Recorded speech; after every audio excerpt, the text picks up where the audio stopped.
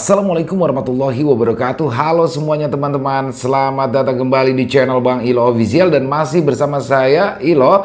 Dimanapun teman-teman berada, semoga teman-teman selalu dalam keadaan sehat walafiat, tanpa kekurangan satu apapun. Amin, amin ya robbal alamin. Pada kesempatan yang baik ini kami masih akan membawakan kisah kiriman kalian, yaitu kisah kiriman dari teman-teman subscriber semua. Dan kisah yang kali ini akan kami bawakan keren banget kisahnya teman-teman.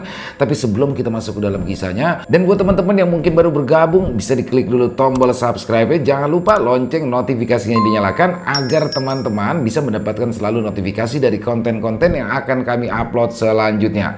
Dan gak pakai berlama-lama lagi, pasti udah gak sabaran kan untuk masuk ke dalam kisahnya. Kita langsung saja masuk ke dalam kisahnya. Misteri di rumah baru Arka.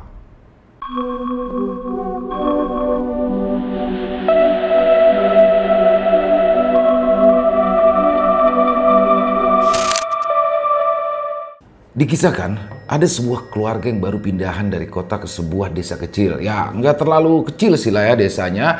Hanya memang lumayan jauh jaraknya dari perkotaan besar. Nah, rumah itu berdiri di ujung desa. Berhubung pemilik sebelumnya itu lumayan tajir atau kaya di desa itu, jadi wajar saja kalau rumahnya itu berada di ujung. Alasannya jelas banget. Karena kalau di ujung itu pasti kelebihan tanahnya lebih banyak daripada bangun rumah di tengah pemukiman warga gitu ya. Ditambah lagi juga nggak bakalan diganggu lah ya sama tetangga-tetangga rese pastinya. Wajar lah ya, namanya ibu-ibu suka gosip. Oke, kita lanjut. Rumah yang berada di ujung desa itu sendirian. Kayak jomblo kronis yang ditinggal semua tetangganya. Dari luar sih kelihatannya keren ya. Pol besar megah. Ya kayak rumah bos-bos besar gitu ya. Tapi begitu dekat, kesan keren dan anggun itu pun langsung ambiar. Cat temboknya mulai mengelupas. Kusennya berderit walaupun disentuh angin, dan aromanya apek bercampur tanah basah menyerbu ke hidung kalau sampai lewat sana teman-teman. Nah, kayak film-film di rumah horor gitu ya. Jadi nggak bakalan kita mau sewa lah ya kalau memang nggak ada pilihan lain.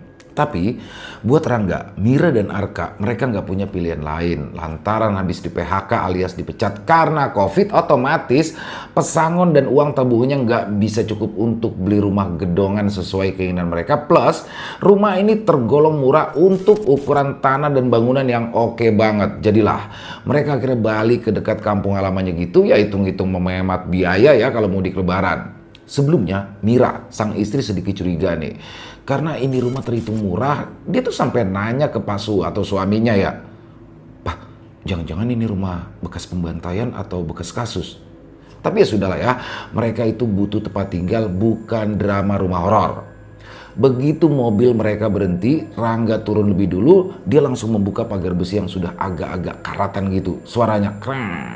Itu langsung bikin bulu kuduk Mira berdiri di dalam mobil. Arka meloncat-loncat, dia tuh bener-bener gak sabaran pengen punya kamar baru. Ya, bocah itu selalu semangat dengan hal-hal baru, beda banget sama ibunya yang merasa lebih sering khawatir lebih dulu. Rumah itu luas, tapi suasananya sepi pol.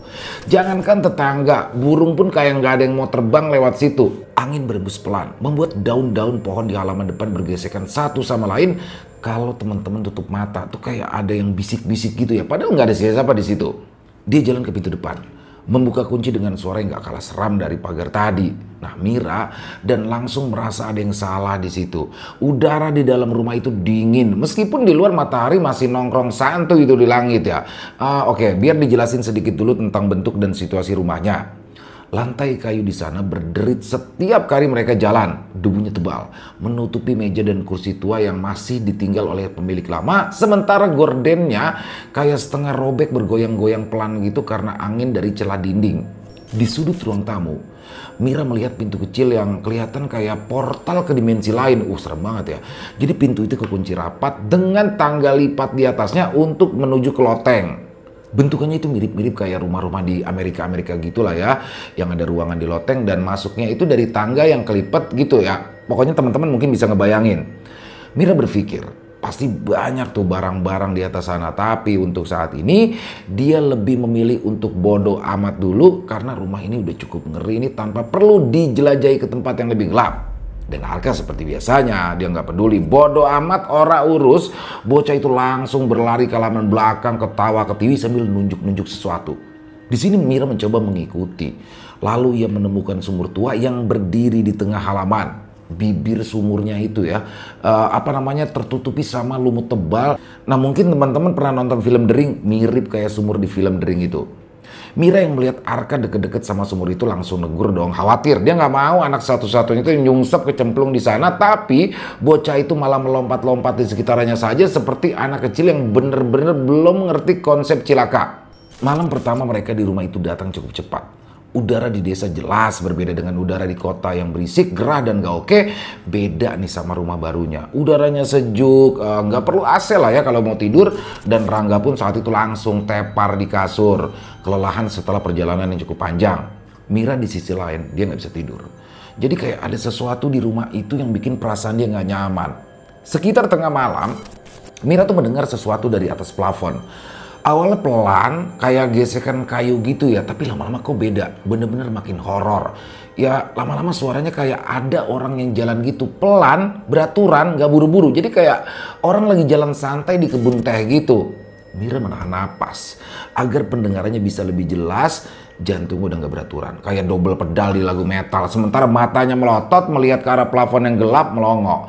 Dia mencoba berpikir kayak rasional gitu. Mungkin itu adalah tikus. Tapi kok tikus bisa segede gitu? Bisa ngeluarin suara langkah yang kenceng gitu. Dipikir-pikir lagi pakai logika. Nggak nyampe lah ya logikanya.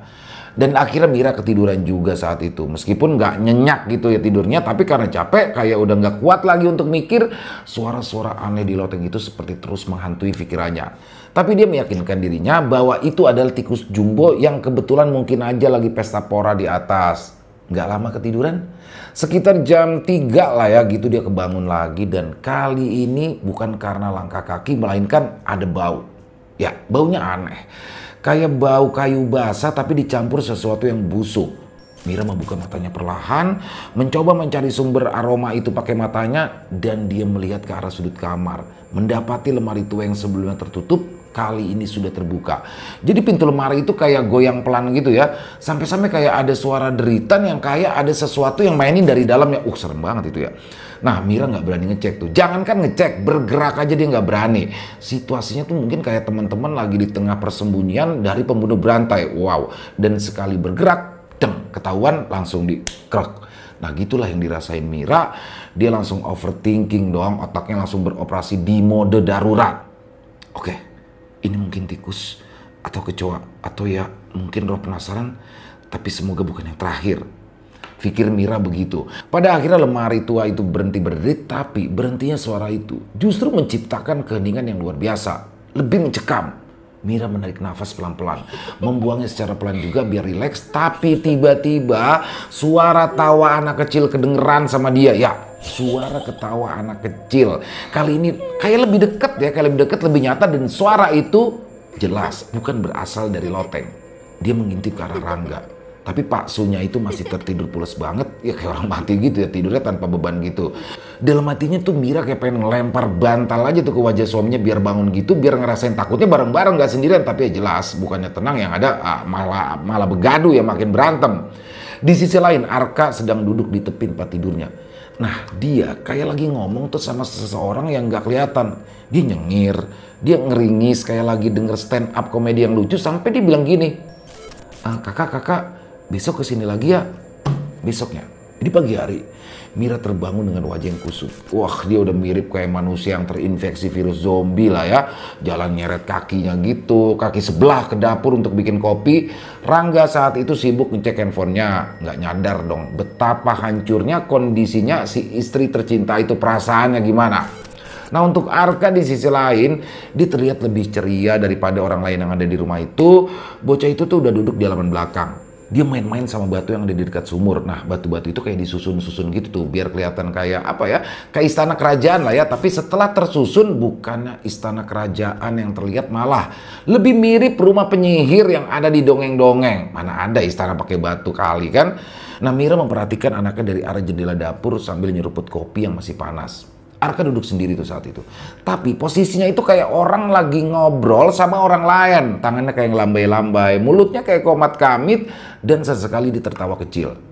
Mira yang melihat hal itu langsung keluar dari dapur, masih bawa kopinya tuh, lalu mendekati anaknya. Langsung ditanya tuh, Arka, kamu lagi apa? Tapi bocah itu nggak ngejawab. Dia terus aja ngomong sama sumur itu. Mira menyipitkan mata berharap ya mungkin ini hanya kebiasaan anak kecil yang sedang pura-pura punya teman imajinasi, kan banyak anak kecil yang kayak gitu kan. Ya sebenarnya lumrah kalau anak kecil ngomong sendirian dengan mainannya. Yang nggak lumrah itu adalah anak kecil ngomong sendiri tapi di depan sumur berlumut yang horornya kelewat batas.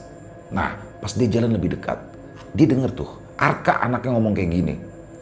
Iya, aku juga suka main petak umpet kak, tapi kakak harus sembunyi di tempat yang gak ketahuan ya. Mira yang denger itu langsung shock dong. Dia kayak mandek gitu langsung, jantungnya udah gak karuan tuh. Sumur itu mendadak kayak terasa lebih mengerikan saat itu. Kesannya kayak apa ya, kayak ada asap hitam yang keluar dari sumur itu. Nah dengan lembut Mira menyuruh Arka untuk masuk ke dalam rumah, ya makan atau apalah gitu ya, biar dia nggak ada di sumur itu. Kebetulan bocahnya ini nurut. Setelah memastikan Arka menjauh dari sumur lalu masuk ke rumah, Mira memutuskan untuk mengunjungi salah satu tetangga mereka. Ya hitung-hitung kenalan sekaligus nyari temen gibah lah ya. Tetangganya itu bernama Bu Sarmi. Dia udah kelihatan tua tuh, kayak udah tahu banyak tentang desa itu. Rumah Bu Sarmi ini kecil lah ya, dengan kebun sayur yang rapi yang ada di depannya. Melihat kedatangan tetangga baru, Bu Sarmi langsung menyambut kedatangan Mira. Jadi pakai senyum ramah. Lalu mereka langsung kenalan tuh. Tapi pas ditanya tinggal di mana, si ibu langsung cemberut. Kenapa ini? Ada apa? Ya kan? Pikir Mira, wajah Bu Sarmi itu mendadak berubah gitu kayak mode serius, dan dia mulai cerita dah tuh ya, pakai gaya drama sinetron lah ya ibu-ibu, tentang keluarga di rumah itu sebelumnya. Lebih tepatnya Mira dulu sih yang nanya. Jadi ceritanya ternyata dulu itu ada keluarga dengan 2 anak kecil. Nah salah satu anak mereka itu hilang dan gak pernah ketemu. Setelah itu akhirnya mereka pindah, gak pamitan sama tetangga. Katanya mereka gak tahan lagi tinggal di rumah itu. Sampai sekarang juga warga desa tuh gak pernah tahu apa sih sebenarnya yang bikin keluarga itu ketakutan sampai sebegitunya sampai pindah. Mira yang mendengar penjelasan itu pun ikutan ngeri juga. Tapi ya sebenarnya dia nggak mau langsung percaya gitu aja. Dia mencoba mencerna dulu. Tapi kejadian semalam itu cukup membuat dia tambah ngeri. Dan pikirnya juga udah penuh sama bayangan-bayangan yang seram ya. Udahlah, nggak lama akhirnya si Mira pamit dan malam pun tiba. Malam itu Mira memutuskan untuk begadang. Dia duduk di ruang tamu, nggak lupa segelas kopi lah ya disiapin supaya dia tetap sadar dan juga lengkap dengan senter di tangan. Jadi kalau ada tiba-tiba suara aneh yang muncul lagi, dia nekat tuh buat ngecek. Dan bener dong, suara itu akhirnya muncul lagi. Langkah kaki juga terdengar lagi, tapi langkah kakinya kali ini lebih cepat. Jadi kayak orang yang lari-lari di atas plafon tuh. Mira meraih senternya, dinyalain, ditembakkan nih cahaya senternya ke arah loteng. Tapi pas dia mendekati pintu kecil itu, suaranya hilang. Bingung dia tuh, mandek langkahnya, hening, lalu tiba-tiba pintu itu bergetar. Mira yang kaget, dia nggak langsung lari, tapi kayak mundur pelan-pelan gitu. Keringatnya udah mulai dingin tuh. Pintu itu akhirnya berhenti bergerak, tapi Mira itu merasa kayak tetap sedang diawasi. Dan ketika dia menoleh ke arah belakang, dia melihat Arka anaknya sedang berdiri di tangga, menatapnya sambil membawa boneka tua yang gak pernah Mira kasih. Sampai akhirnya Arka ngomong kayak gini, "Kata kakak, jangan ke atas." Mira kaget dong, bingung dia, sambil melototin boneka yang sedang dibawa Arka. Lah, dia kan anak tunggal, sejak kapan dia punya kakak? Bentuk boneka yang dibawa si bocah kecil itu lusuh, jadi sama mata boneka itu pecah sebelah. Dia mau nanya tuh, tapi mulutnya kayak kekunci, nggak bisa ngomong.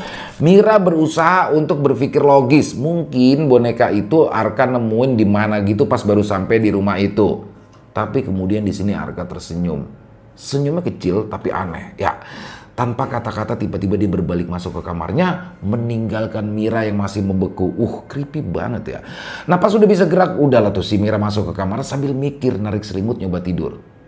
Oke, di pagi harinya Mira mencoba biasa saja, nggak nunjukin hal-hal yang aneh ke yang lain. Dia menyiapkan sarapan untuk suaminya yang masih sibuk nyari kerjaan baru. Ya sesekali ngomel juga lah ya, ciri khas ibu-ibu soal betapa mahalnya biaya hidup di desa, biaya tukang di desa. Di sini Arka tampak lebih diam nih. Jadi kayak bocah itu kayak nggak seperti biasanya. Biasanya kan cerewet, suka nanya hal ini, hal yang nggak penting. Tapi saat itu dia cuma duduk di ruang tamu sambil melukin boneka jelek itu. Jadi sesekali Mira menatapnya sambil tersenyum tipis, kayak lagi denger apa ya, orang ngomong gitu ya. Mira mencoba mengalihkan perhatiannya dengan menanyakan hal-hal kecil, tapi Arka itu cuma ngejawab seadanya. Kayak orang lagi malas ngobrol. Dan setiap kali Mira mencoba meraih boneka itu, Arka langsung memeluknya erat. Nah, Mira di situ berkata, bonekanya dicuci dulu ya, itu bonekanya bau. Tapi Arka menggeleng tanda nggak mau kalau bonekanya sampai diambil. Nah, siang harinya, ketika Arka sedang tidur, Mira memutuskan untuk menyelidiki bagian loteng. Dengan tangan gemetar, dia mencoba membuka pintu loteng dan menurunkan tangga kayu. Udara di loteng itu lebih pengap dari ruangan lain. Bisa jadi sih memang karena nggak pernah dibuka dan baunya itu loh, bikin Mira keinget sama sumur tua yang ada di belakang rumah. Dia nyalain senter, mengarahkan ke kanan, ke kiri. Nah, loteng itu isinya penuh sama barang-barang lama. Ada koper, ada kursi kayu. Kursi kayunya ada yang patah gitu dan boneka lain yang terlihat sama persis dengan yang dipegang oleh Arka. Ada 5 boneka totalnya. Semuanya lusuh dan dengan kacamata yang pecah sebelah. Mira udah mulai ketakutan tuh karena ada spot yang gak berdebu tebal. Kayak sebelumnya ada 6 boneka yang berjejer di sana. Lalu diambil satu, jadi meninggalkan bekas spot yang bersih. Paham kan ya? Jadi yang lainnya berdebu, ada satu spot yang bersih. Nah, pertanyaannya bagaimana caranya Arka bisa masuk? Sedangkan tingginya aja nggak sampai buat si Arka ini ngambil tali pengaitnya. Di bawah setiap boneka itu ada foto anak-anak. 4 foto itu warnanya hitam putih dengan wajah polos yang menatap ke arah kamera, dan yang paling membuat Mira merinding itu adalah tulisan kecil di bawah setiap foto. Nama dan tanggal. Ya, seperti tanggal lahir sih lah ya. Mira di sini mulai mundur pelan-pelan, tapi kakinya kayak kepleset sesuatu. Nah, pas dia ngeliat ke belakang gitu, dia kayak ngeliat buku tua yang terbuka dengan halaman yang penuh coretan tangan. Sebelum dia membacanya lebih lanjut, suara langkah kaki tiba-tiba terdengar dari bawah. Ternyata itu adalah Arka. Bunda, kakak nyariin bunda. Udah tuh. Tambah ketakutan nih emaknya nih. Kan Mira langsung keluar dari loteng terus nyamperin si Arka. Mira nggak mau membuat Arka atau Rangga pun panik ya. Tapi pikirannya jelas dipenuhi dengan banyak pertanyaan. Siapa anak-anak yang ada di dalam foto itu dan kenapa Arka bisa punya boneka yang sama, dan ngerinya kenapa Arka menyebut kakak. Jadi kayak dia bener-bener udah kenal deket gitu lah ya. Nah, di malam harinya Mira memutuskan untuk mengusulkan ke suaminya. Dia bilang tuh sama Pak Sudu, kayaknya kita harus pindah deh. Nah, mendengar itu jelas dong suaminya kesal. Ya, orang baru beli rumah kok malah minta pindah, dikira orang berduit kali ya. Dan perdebatan pun akhirnya terjadi. Akhirnya Mira kalah, jelas kalah dong di perdebatan itu. Dia juga paham kondisi dan dia nyesel lah ya udah ngomong seperti itu. Saat itu juga Arka tiba-tiba berjalan ke arah tengah ruang tamu dengan ekspresi mata yang kosong sambil memegang boneka itu dengan satu tangan, dan di satu tangannya ada kunci besi tua yang Mira yakini itu berasal dari pintu loteng. Dia bilang gini, kakak bilang gak boleh ada yang keluar dari rumah ini, sambil ngeliatin emaknya tuh. Mira kaget dong, bingung mau nanggepinnya gimana. Rangga ayahnya yang menyadari pun mengerutkan dahi. Dia kayak lagi mikir, nih bocil ngapain sih gitu kan ya. Dan malam itu suasananya udah mulai berubah. Angin bertiup dari arah luar terdengar seperti bisik-bisik tetangga. Jendela-jendela bergetar, pintu-pintu berderit pelan meskipun gak ada yang menyentuhnya. Nah, rumah baru itu seperti diserang hantu yang banyak. Di ruang tamu juga lampu mulai berkedip-kedip kayak buah lamurahan yang udah capek buat nyala terus gitu ya. Tapi di sini Rangga mencoba untuk bersikap biasa saja meskipun wajahnya udah cukup pucat pas ada keanehan yang dirasakannya. Arka, ya anak itu masih memegang boneka lusuhnya, duduk diam di sudut ruangan dengan ekspresi yang sulit dijelaskan. Dan saat itu Mira yang bener-bener udah gak kuat lagi ngomong akhirnya ke suaminya. Wah, udah gak normal ini, udah gak normal. Dengar itu Rangga bingung dong, harus gimana? Nah, saat itu juga mereka mendengar suara dari arah loteng, tapi kali ini berbeda. Bukan suara langkah kaki atau tawa kecil, tapi suara yang nyeret-nyeret di atas plafon. Jadi kayak ada orang yang lagi nyeret-nyeret benda yang berat gitu, pelan banget, dan yang udah pasti itu nggak mungkin tikus.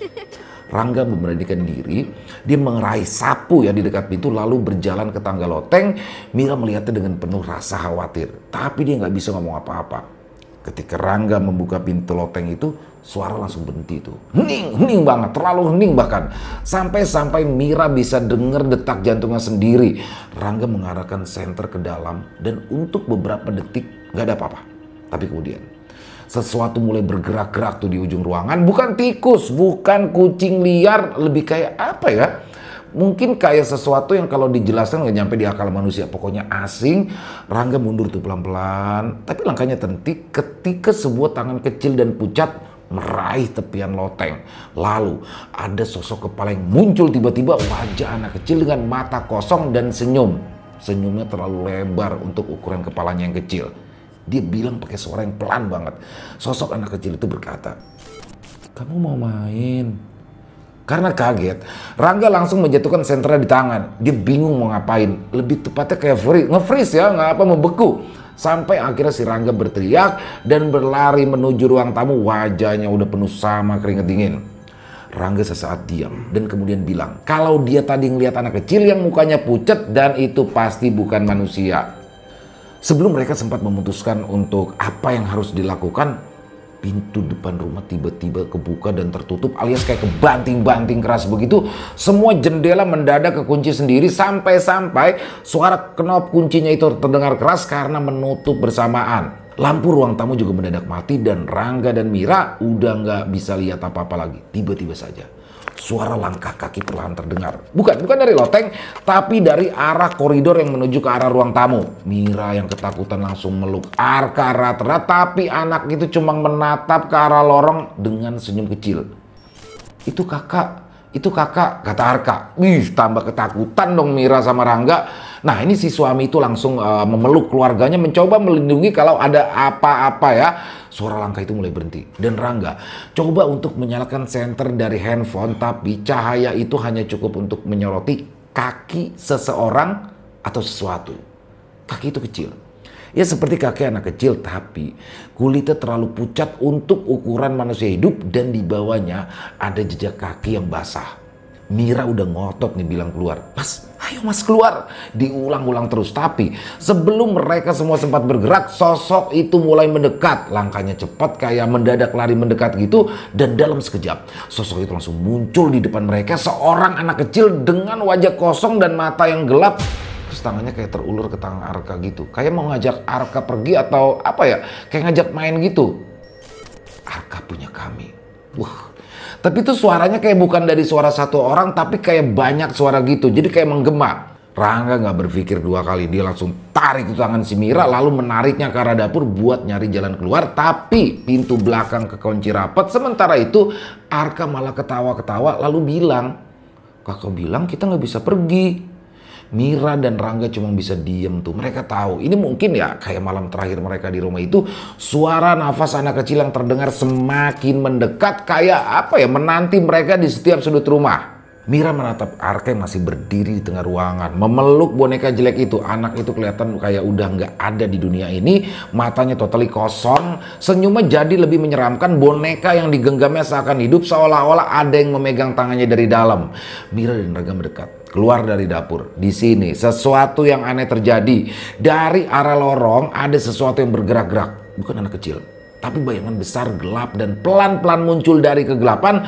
Suara ketawa itu terdengar lagi dan kali ini lebih keras dan menakutkan. Mereka bingung, cuma bisa melongo. Dan suara ketawa itu datang dari mulut Arka. Bukan suaranya, tapi suara orang lain yang begitu asing. Lalu kemudian sesuatu melompat ke arah mereka. Namun di detik terakhir, bayangan itu membelok menyerang Arka. Suara teriakan Arka terdengar tapi cuma sesaat. Mira dan Rangga cuma bisa diam berdiri. Ada kejanggalan yang lebih menakutkan lagi. Ya, ada sosok lain yang muncul di tengah ketakutan itu. Sosok pria tua dengan wajah yang setengah hancur, kulitnya hampir gak ada tuh. Cuma tersisa apa ya, kayak tulang sama darah yang mengalir. Sosok itu meluk Arka, menyeretnya di kegelapan. Suara Arka perlahan menghilang. Mira dan Rangga cuma bisa nangis, gak berani ngelakuin apa-apa. Rangga menarik Mira ke arah dapur, berusaha lagi buat keluar dari rumah itu meskipun pintu belakang masih terkunci. Tapi lagi-lagi ada suara langkah kecil, rame, pelan, tapi berat dan mendekat. Suara itu semakin dekat dan Mira tahu itu adalah bukan suara Arka yang ceria dan penuh tawa. Rangga menoleh ke arah sumber suara itu, lalu mengarahkan senter handphonenya ke arah lorong. Dan lagi-lagi Rangga juga Mira melihat sosok menyeramkan itu lagi. Sosok pria tua dengan wajah setengah hancur dan kulit yang hampir gak ada. Dan sosok itu berkata, kamu mau main? Pria itu dengan tangan kanan yang panjang dan hitam mulai melangkah ke arah Rangga dan Mira. Mira cuma bisa menggenggam tangan Rangga dengan kuat sampai sosok itu bilang lagi bahwa mereka nggak bisa pergi atau keluar dari rumah itu. Tapi tiba-tiba pintu depan rumah mendadak kebanting dan terbuka. Rangga di sini segera menarik Mira dari dapur lalu berlari menuju pintu depan rumah. Tapi pas itu juga ada bayangan besar yang muncul, sosok besar yang penuh kengerian, nggak kayak manusia tapi lebih menyerupai roh yang kayak nyangkut di kegelapan. Mira dan Rangga berusaha terus berlari tapi sosok itu terlalu dekat sampai tiba-tiba sosok Arka kembali muncul di tengah kegelapan bersamaan dengan sosok anak-anak kecil lain yang terlihat lebih pucat daripada Arka. Arka ngelamin tangannya. Kayak apa ya, kayak orang mau pamitan ya, bukan gini, kalau gini mah kesini ya, ini jadi kayak orang mau pamitan gitu. Jadi Mira dan Rangga berusaha buat mendekat tapi langkahnya kayak berat dan gak kuat untuk maju, kayak ada sesuatu yang menghalangi jalannya. Mira nangis sambil ngeliatin Arka yang perlahan menghilang di kegelapan. Nih, semua begitu hening, Mira cuma bisa terpaku melihat suasana menjadi normal kembali. Mira gak bisa gerak, dia cuma nangis. Rangga juga nangis sambil melukin istrinya. Ya, Arka udah gak ada lagi di rumah itu. Akhirnya malam berubah menjadi pagi tanpa mereka sadari. Pintu pun sudah bisa dibuka kembali. Rangga langsung mencari bantuan kepada orang-orang yang dikenal paham lah ya atas kejadian yang sudah menimpa mereka. Tapi berhari-hari, berbulan-bulan mereka berusaha untuk mencari jawaban. Rangga dan Mira tidak pernah bisa menemukan Arka lagi. Arka itu seperti menghilang di telan bumi. Arka seperti diculik lalu dijual ke luar negeri. Tapi kali itu yang menculiknya bukan manusia tapi sosok yang mungkin tidak mungkin banyak orang percaya. Terlalu misteri untuk dipahami, tapi itu yang terjadi. Rumah itu akhirnya kembali dijual. Mengenai keluarga Rangga dan Mira sendiri tidak pernah terdengar ya oleh Bu Sarmi. Pengakuan Bu Sarmi itu sama seperti sebelumnya. Anak-anak pasti menghilang di rumah itu tanpa diketahui penyebabnya apa. Sekarang Rangga dan Mira memulai hidup baru. Mereka membuat makam tanpa jasad di sebuah pemakaman umum yang ada di kampungnya dan pergi menjauh dari kesunyian. Hidup di tengah kota besar lebih baik daripada hidup di tengah-tengah kesendirian. Selesai. Wow, luar biasa. Kisahnya horor, full horor. Jadi kalau kisah tentang rumah kosong atau rumah baru itu emang saya pribadi tuh termasuk paling takut tuh sama situasi yang mencekam seperti itu. Dan asli ini kisah dapet banget nih, horor-horornya kayak apa ya, gigit banget ya. Dan bagaimana di sini kalau coba kita ambil hikmah yang baik ya, mungkin ketika teman-teman mungkin mau membeli rumah yang baru atau bagaimana, lebih baik lebih didalami dulu rumah itu bekas apa sih, punya sejarah yang bagaimana sih. Jadi sebelum membeli rumah atau mengontrak rumah, ada baiknya berkoordinasi dulu dengan tetangga sekitar atau ketua lingkungan gitu. Jadi mungkin biar tahu dulu nih. Kalau misalkan ini kan sebelum mereka tinggal kan ada orang yang tinggal terus anaknya hilang tanpa sebab, itu kan bisa menjadi pertimbangan ya teman-teman ya. Sama satu lagi sih, seperti Mira itu kan harusnya bisa lebih jujur tuh sama suaminya, sama Rangga. Jadi ada hal sekecil apapun mendingan ngomong deh. Buat teman-teman juga, mungkin buat saya juga ya, harus bisa jujur sama pasangannya. Ada hal sekecil apapun yang sekiranya janggal dan membuat perasaan kita nggak enak, lebih baik diomongin aja. Jadi memang komunikasi antara pasangan suami istri itu harus lebih intens dan untuk kebaikan keluarga, sehingga tidak ada lagi arka-arka lain selanjutnya. Overall kisahnya keren banget dan semoga kisah barusan bisa menghibur teman-teman semua para pecinta penikmat horor misteri. Lebih khusus lagi kepada para subscriber dari channel Bang Ilo Official. Oh ya, banyak teman-teman yang nanya nih, ini beneran channel Bang Ilo nggak? Ini beneran channel Bang Ilo? Bener, ini channel saya. Jadi memang total jadi ada 4 ya channel saya ya, Bang Ilo Official, Ilo Entry, Ilo Extreme, dan Ilo Bercerita. Jadi 4 channel ini yang benar-benar channel saya. Jadi buat teman-teman jangan ragu, langsung aja diklik tombol subscribe ya. Jangan lupa lonceng notifikasinya juga dinyalakan agar teman-teman selalu mendapatkan notifikasi dari konten-konten yang akan kami upload selanjutnya. Untuk sementara kami upload 3 kali seminggu teman-teman ya. Jadi hari Selasa sore jam 5, hari Kamis sore jam 5, dan hari Sabtu juga sore jam 5. Jadi kita akan upload sore untuk sementara. Tapi apabila mungkin teman-teman suka dan ada pendapat lain, boleh tulisin di dalam kolom komentar ya. Misalkan Bang Ilo tiap hari dong, atau Bang Ilo 2 hari sekali ya. Intinya nanti kami akan terus berusaha untuk menyenangkan teman-teman semua. Dan oh iya, mungkin buat teman-teman yang punya kisah horor misteri yang diangkat dari kisah nyata yang berdasarkan pengalaman pribadi, apabila mungkin berkenan dibawakan di channel kami, silakan bisa mengirimkannya ke nomor telepon kami yang ada di sini, dan bebas Bebas ya, kirimannya boleh dalam bentuk tulisan, boleh dalam bentuk rekaman suara, bebas. Pokoknya senyamannya teman-teman aja. Dan buat teman-teman yang sudah mengirimkan kisah, kami ucapkan terima kasih. Buat teman-teman yang sudah mengirimkan kisah tapi belum sempat dibawakan, harap bersabar ya, karena harus melalui proses penggarapan terlebih dahulu. Dan saya juga ingin mengucapkan terima kasih ya kepada seluruh teman-teman yang sudah selalu setia hadir, yang sudah selalu mendukung kami, karena teman-temanlah kami selalu bersemangat berkarya di setiap harinya. Di akhir kata saya Ilo mengucapkan permohonan maaf apabila mungkin dalam pembawaan kisahnya barusan ada kata-kata saya yang salah ataupun ada kata-kata saya mungkin yang kurang berkenan. Saya mohon dibukakan pintu maaf yang seluas-luasnya. Sampai berjumpa lagi di konten-konten kami selanjutnya yang pasti bikin kamu selalu merinding. Masih bersama saya Ilo di channel Bang Ilo Official. Salam sehat, sukses, bahagia selalu untuk kita semua. Wassalamualaikum warahmatullahi wabarakatuh.